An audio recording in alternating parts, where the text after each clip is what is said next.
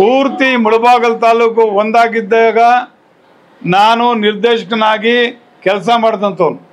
ಈಗ ಅರ್ಧ ಭಾಗಕ್ಕೆ ನಾನು ನಿರ್ದೇಶಕನಾಗೋದಕ್ಕೆ ನನಗೆ ಮೊದಲು ಒಲವು ಇರಲಿಲ್ಲ.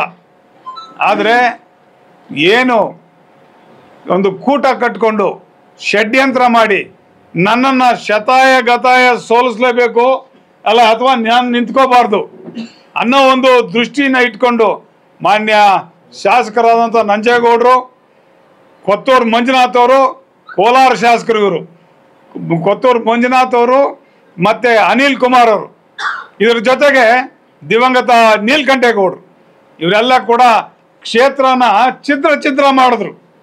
ನಾನು ಗೆಲ್ಲಬಾರ್ದು ಅಂತೇಳಿ ಚಿತ್ರ ಮಾಡಿದ್ರು. ಆವಣಿ ಎಲ್ಲಿದೆ? ಪತ್ರಕರ್ತರು ನೀವೇ ವಿಶ್ಲೇಷಣೆ ಮಾಡಿ.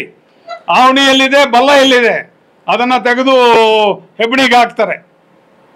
ಇಲ್ಲೆಲ್ಲಿದೆ? ತಿಮ್ರಾವತ್ನಹಳ್ಳಿ ಎಲ್ಲಿದೆ, ಇದೆಲ್ಲಿದೆ, ಮಲ್ನಾಯಕನಹಳ್ಳಿ ಎಲ್ಲಿದೆ, ಅದನ್ನು ತೆಗೆದು ಆಗರಕ್ಕೆ ಹಾಕ್ತಾರೆ.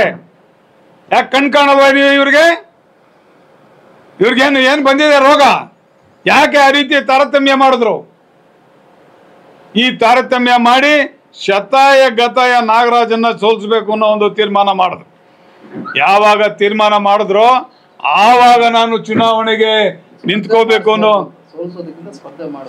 ಸ್ಪರ್ಧೆನೇ ಮಾಡಬಾರ್ದು ಅಂತ ಆಗ ನಾನು ತೀರ್ಮಾನ ತಗೊಂಡೆ. ನಾನು ಚುನಾವಣೆಗೆ ನಿಲ್ಬೇಕು, ನಾನು ಸೋಲ್ಲಿ ಗೆಲ್ಲಿ ನಿಲ್ಬೇಕು, ಸ್ಪರ್ಧೆ ಮಾಡಬೇಕು ಅನ್ನೋ ನಿರ್ಧಾರ ಆವಾಗ ನಾನು ತಗೊಂಡಿದ್ದೆ. ಅಥವಾ ಒಂದೇ ಮನೆಯಲ್ಲಿ ಕಾನ್ಸಂಟ್ರೇಟ್ ಆಗಿಬಿಡ್ಬೇಕು, ಒಂದೇ ಮನೆಯಲ್ಲಿ ಅಧಿಕಾರ ಇರಬೇಕು ಅನ್ನೋ ಭಾವನೆ ನಮಗಿಲ್ಲ. ಭಾವನೆ ಇರೋದು ಬೇರೆಯವರಿಗೆ.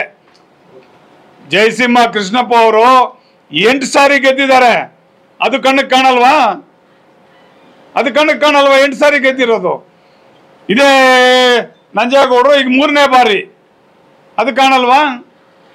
ಕಾಡೇನಹಳ್ಳಿ ನಾಗರಾಜ್ ಒಬ್ಬನು ಮಾತ್ರ 4ನೇ ಸಾರಿ ಆದರೆ ಅದು ಕಣ್ಣಿಗೆ ಕಾಣಿಸುತ್ತೆ. ಯಾಕೆ? ನಾನೇನು ಪಾಕಿಸ್ತಾನದವನ? ಇಲ್ಲ ನಾನೇನು ಬಾಂಗ್ಲಾದೇಶದವನ?